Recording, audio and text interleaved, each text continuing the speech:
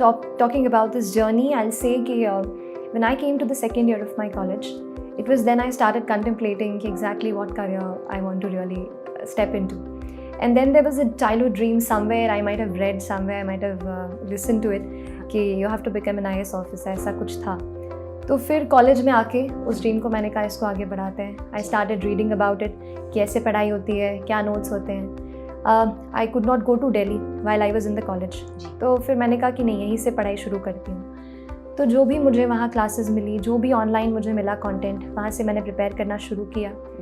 कई सारे टॉपर्स का वीडियो मैं भी देखती थी कि क्या पढ़ते हैं, क्या इंपॉर्टेंट होता है, तो उनसे सीखती थी. ऐसा सीख के 1-2 साल पढ़ के अटेम्प्ट दिया अपना लास्ट ईयर, और लास्ट ईयर मैंने ग्रेजुएशन अपना कंप्लीट किया. And with God's grace I have been able to clear it.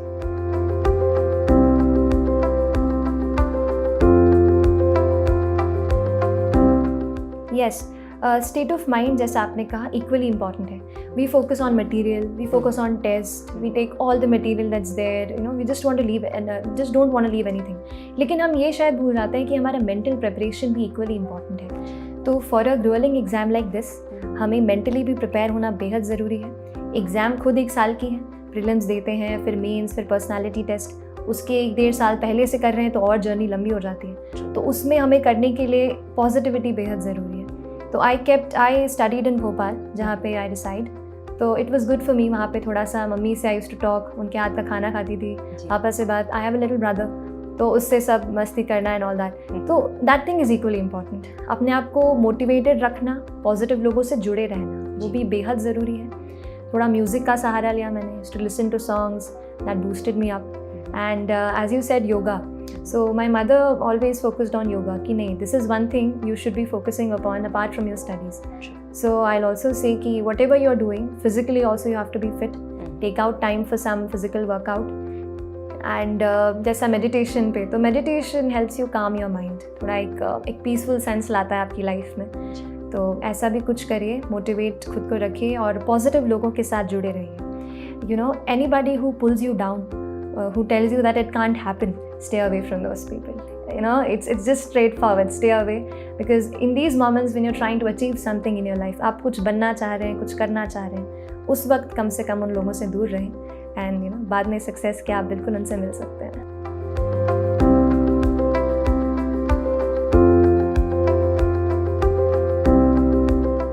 इस पे एक चीज़ कहूँगी, that comes to my mind whenever I get this question. सच में इंजीनियरिंग का कोई बहुत रोल नहीं है. ये एग्ज़ाम है जनरल स्टडीज़ की. You have to study history, geography, international relation, internal security, environment. So and science and technology is a little part. So engineering as such really does not help. अब ऐसा क्यों हो रहा है? मुझे ऐसा लगता है इन जनरल इंडिया में अभी इंजीनियरिंग बहुत लोग ले चुके हैं. So you know, the proportion of people who are there as engineers वो ज़्यादा है. उस कारण से शायद रिजल्ट्स आ रहे हैं. वो एक चीज़ हो सकती है. People who have taken other backgrounds, who have taken humanities, I thought that they had an edge when I was studying. क्योंकि ये लगता है ना कि कोई ग्रेजुएशन में हिस्ट्री पढ़ रहे हैं, सोशियोलॉजी पढ़ रहे हैं, तो वो अपना यहाँ पे कर सकते हैं. पर एक लास्ट में इस चीज़ के लिए क्या कहूँगी कि यूपीएससी इतना स्पेशल एग्ज़ाम है कि you coming, you are dancer और यू आर एन इंजीनियर और you are a literature graduate, you know, you will have to study. You know, you just, मतलब एक ऐसा नहीं मिलेगा कि यार ये पोर्शन तो मेरा उससे हो गया. पढ़ना आपको हर इसमें पढ़ने वाला है. एक लेवल प्लेइंग फील्ड है यूपीएससी का. तो कुछ भी मन में ऐसा लेके ना चलें कि ये लिया है तो नहीं होगा या होगा या नहीं. It all depends on your hard work.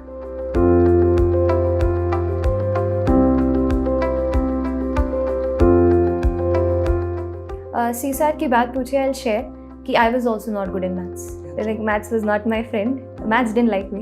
I tried to like it but it didn't. तो कैसे टैकल करना है? CSAT का ये कहूँगी, first good thing for you, anybody who's a beginner in maths and नहीं जम रहा है, it's a qualifying paper. You know, आपको उसमें पूरे के पूरे नंबर नहीं लाने हैं, सारे क्वेश्चन अटैम्प्ट नहीं करने हैं. तो स्मार्ट स्ट्रैटेजी बनाइए.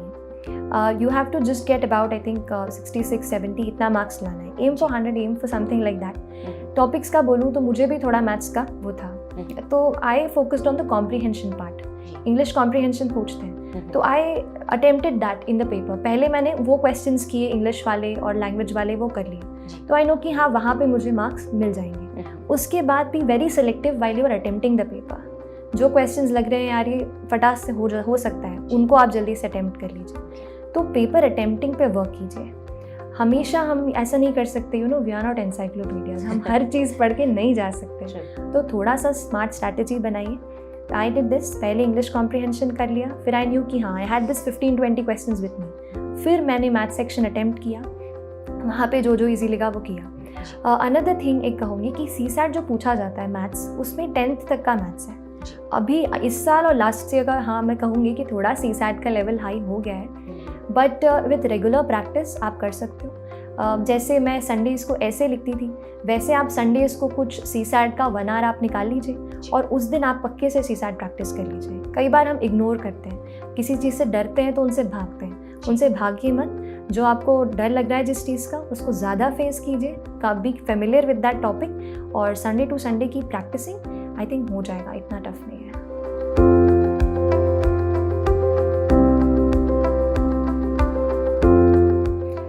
Like I always say, syllabus is the thing, that's the basic thing and the ultimate. It's your guide.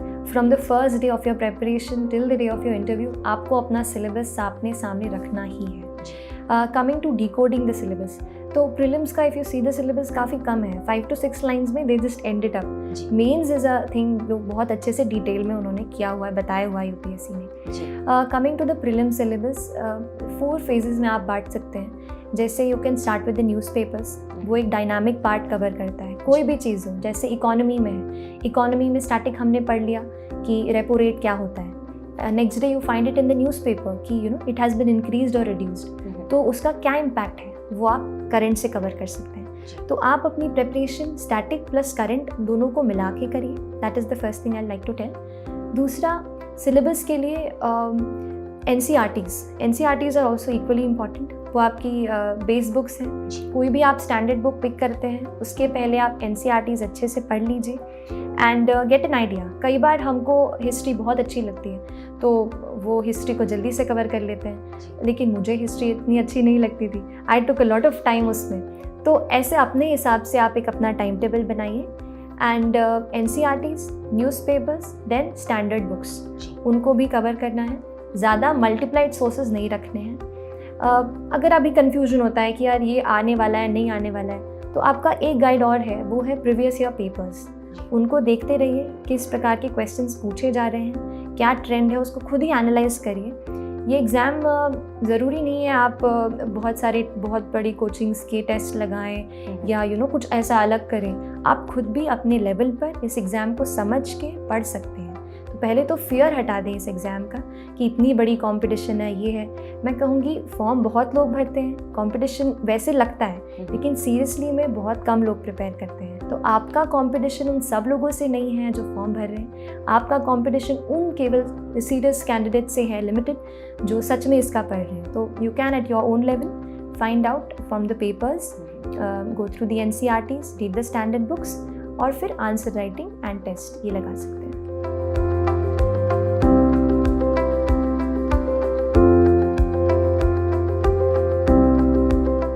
Okay, for prelims I started with the NCERTs, as I said, वो पूरा based रहेगा। मैंने अपना preparation ज़्यादा divide नहीं किया towards pre और mains, I kept it in integrated one. जैसे जैसे प्री पास आता गया, जैसे फ्रॉम फरवरी ऑनवर्ड्स, फिर मैंने कम्प्लीटली ओरिएंट कर दिया था टुवर्ड्स प्री। उसके पहले मैंने प्री मेंस दोनों साथ में लेके चली। Still for the sources, for polity section I read the M. Lakshmikant book, who is the author. For economy, I read Mr. Ramesh Singh's book. Then I referred extensively to the government documents, जैसे नीति आयोग का action agenda है। These authentic documents are really important. कुछ वहाँ से keywords pick करके भी UPSC सवाल पूछ लेते हैं, तो keep a track on that. Newspapers was the basic source. Coming to history, modern Indian history के लिए I referred to the Spectrum book by Mr. Rajiv Ahir. Then for the ancient and medieval history, for the ancient history, I read the Tamil Nadu textbook class 11th. Okay. For medieval history, I only referred to the NCERTs. Okay. For the Indian culture part, I read the book of Nitin Singhania, Art and Culture, and also referred to the CCRT website. Coming to geography, I read the base book of G.C. Leong, which is there. But still, you can also, NCERTs will be your starting point, and maps that will supplement your geography, and atlas that is equally important for geography.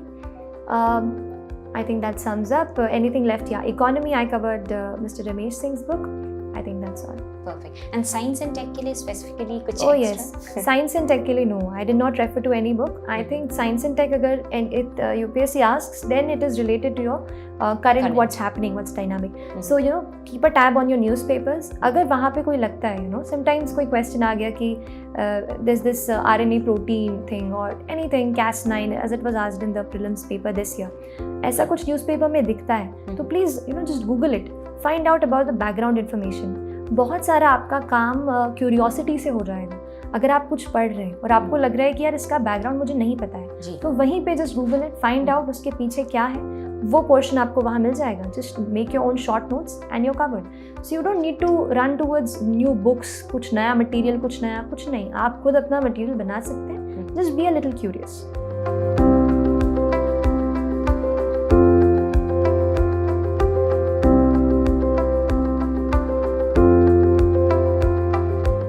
ये बहुत important question भी है और time भी है. हमें कुछ 3-4 months 3.5 months मिलते हैं. अराउंड हाफ मंथ हम इसमें वेस्ट कर देते हैं कई बार कि कट ऑफ क्या जाएगा और क्या हम सिलेक्ट हो रहे हैं या नहीं. तो ये अगर आपके साथ कन्फ्यूजन है स्टूडेंट्स के साथ, please don't waste your time. That will be my thing. मैंने भी थोड़ा वेस्ट किया था, पर based on experience I will say कोई आउटपुट नहीं मिलता है. जो कट ऑफ जाएगा वही जाएगा. We can not change it. So whatever you have done, analyse your paper little bit, but keep it away. Take a break of 1 week, thoda freshen yourself up, and then when you start, focus extensively on answer writing. Now is the part and revision. जितना पढ़ना था थोड़ा हम brush up अभी कर सकते हैं. जैसे हमने कुछ टॉपिक्स ऐसे हैं जैसे केवल मेंस में आते हैं. You have internal security, ethics, a full paper 250 marks. That we haven't read for a long time क्योंकि हम प्री के प्रिपरेशन में बिजी होते हैं. तो उन टॉपिक्स को आप पिक कीजिए. ऑप्शनल हमारा एक ऐसा पार्ट है. एक ये चीज़ कहूँगी, हम जीएस पढ़ के बोर हो गए होते हैं प्रीलिम्स के लिए अब 2-3 महीने से. तो आप ऑप्शनल से शुरू कर सकते हैं. ऑप्शनल को आप लिमिटेड एक सिलेक्टेड टाइम दीजिए. मैंने पहले ऑप्शनल किया, then I picked up my general studies paper. पर यहाँ पे आप केवल ये मत सोचिए कि यू नो टेस्ट में क्या आ रहा है. थोड़ा अपने दिमाग से भी, if something you know there is a topic of जजेस इम्पीचमेंट कहीं पे था, that was and it was asked in this exam. ऐसा ही कुछ अगर आपको न्यूज़पेपर में मिलता है कि यू नो ये इंपॉर्टेंट लग रहा है, तो just note it down and frame your own question and answer on it. खुद के बेसिस पे भी थोड़ा प्रीएम्प्ट करने की कोशिश कीजिए कि क्या पूछा जा सकता है. उन एरियाज़ पे भी ज़्यादा फोकस करो. एंड एक और चीज़, कई बार ऐसा होता है कि प्रीलिम्स में कोई सवाल पूछा है, उसी को डिटेल में मेंस में पूछ लेते हैं. तो जो अभी प्रीलिम्स में आया है उन क्वेश्चंस को भी अच्छे से एनालाइज कीजिए. उनसे रिलेटेड जो भी डीपर बनता है मेंस के लिए, उस पर भी वर्कआउट कीजिए. And planning is the most important thing. Plan your time really well. Don't waste your time at all. If you are in and if you've made it, this is the time, and mains is the stuff, you know, जहाँ पे you can ensure your name in the list. So work hard for mains. Write answers, at least write 3 to 4 answers per day. Get it evaluated कहीं से by your mentors. Join some test series, that can be done. So keep yourself disciplined and use every second of yours.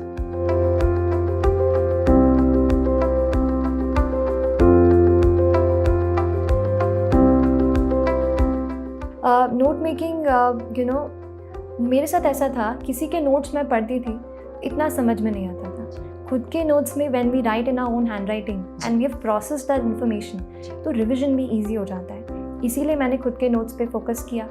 Editorial section था, specially उसको note down करती थी. एक tip कि make your notes in plain A4 size sheet papers, because वहाँ पे we have to write in plain sheets. You not going to get rule pages. तो let's practise from here. I made my notes there. Point format में लिखती थी और depending on the demand. कई बार ऐसा होता है कि न्यूज़पेपर में कोई स्टेटमेंट रहता है विच यू फील यार this statement can be directly quoted in my answer as a conclusion और एन इंट्रोडक्शन. तो वैसे स्टेटमेंट्स को आप डायरेक्टली अपने नोट्स में लिख लीजिए. एक और चीज़ कर सकते हैं, आप कहीं पे डेटा आपको मिलता है न्यूज़पेपर में, यू नो, कि 50% of Indian population has done anything, you know, we get such data. This data can you know substantiate your argument in your answer. तो इस डेटा को अलग से आप एक नोटबुक में नोट कर लो और जब भी आप उसका आंसर लिख रहे हो, कोट दैट डेटा वहाँ पे. Practice it in your answers. And when you add to your notes, कुछ भी नया जब आप लिख रहे हो तो बस थोड़ा सा पेजेस पलटा के पीछे देख लीजिए कि क्या लिखा है. हर दिन पूरा नहीं पढ़ना है, but even if you glance through those notes वो थोड़ा आपके दिमाग में रहेगा, वो that will help you in revision. तो don't take shortcuts, make your notes, that will increase your comprehension of the topic. And I have observed कि जितना ऑर्गेनाइज्ड हमारे नोट्स होते हैं उतने अच्छे और ऑर्गेनाइज्ड हमारे आंसर्स हो जाते हैं.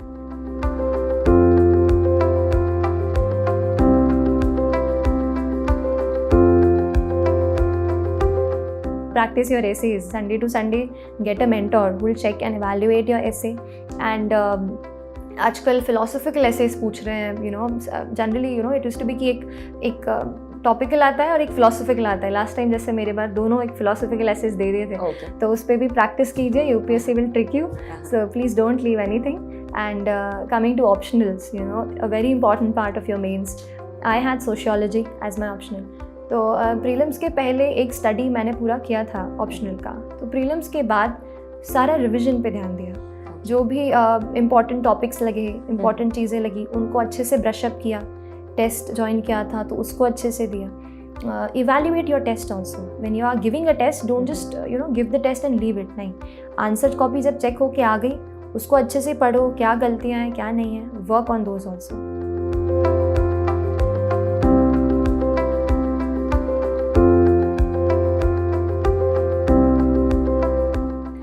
Major part of my preparation was in my college, क्योंकि I graduated last year और मेरे कॉलेज का लास्ट एग्ज़ाम था, उसमें और प्रीलिम्स में 14 डेज़ का गैप था. तो वो एक इतना हेक्टिक टाइम था, इसलिए मेजर प्रेपरेशन कॉलेज के साथ किया. उसके साथ जितना मैं 5 to 6 आवर्स निकाल पाती थी कॉलेज के साथ, I used to give. Prelims के बाद जब आई वॉज फ्री, फिर तो जितना टाइम है सब कुछ इस एग्ज़ाम को दे दिया मैंने. आई से कई बार ऐसा होता है आप कॉलेज के साथ करें या वर्किंग प्रोफेशनल हो, तो थोड़ा सा टाइम मैनेजमेंट का प्रॉब्लम होता है. लेकिन फिर भी आप प्लानिंग अच्छे से करिए. One thing will help you, prioritise in your mind कि आप असली में क्या चाहते हो. Do you want that college, do you want that degree और दैट जॉब, और you want to crack this exam. थोड़ा सा माइंड में प्रायोरिटाइज कीजिए कि मेरे लिए क्या इंपॉर्टेंट है, and then plan accordingly. And squeeze out time, कहीं से भी आप खींच सकते हैं. There is an app, save my time. So what I did, I tracked my time each day कि where my time was going. फिर I came to know कि यहाँ पे कम कर सकती हूँ, यहाँ पे कम कर सकती हूँ. ऐसे करके I फिर made my own timetable. And keep your timetable flexible. Each day is different. So while before you sleep, just take 15 minutes out to plan your day in advance, what topics you're going to cover. That way plan your time and manage your time that way. Since you have a wide reach and there'll be people who are watching who are giving some other exam, तो एक basic thing है यार, have a big dream and don't fear. कई बार हम middle class family से होते हैं, छोटे शहर से होते हैं, लगता है बड़ा सोचेंगे तो पता नहीं कर पाएंगे कि नहीं. लेकिन यार सच बताऊं, सोचना सबसे ज़रूरी है. सोचो, make your dream and just लग जाओ. Be determined, be very positive. There going to be obstacles, there going to be challenges, but let me tell you, challenges are meant to be challenged. तो कुछ भी आ जाए, डरे मत, बड़ा गोल रखिए. जितना बड़ा गोल है उतनी बड़ी मेहनत होगी, तो आप पक्का सक्सीड करोगे.